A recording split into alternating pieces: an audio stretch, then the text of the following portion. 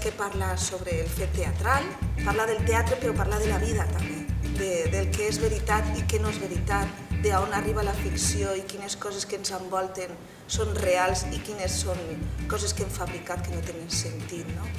I una cosa molt xula que parla també el text, que és el tema de les convencions. Les convencions socials, d'alguna manera, és actuar per mantenir un estatus, per aconseguir alguna cosa, i això té molt a veure amb el teatre. Clar, perquè tots quan anem al teatre, quan vegem una pel·lícula, volem creure's el que està passant allí i que ens siga colpidor, i la Marquesa busca això d'alguna manera. El que passa és que se'n passa un poquet. Se'n passa un poquet de la ratlla. Una miqueta. Està dins de tot el pla teatral.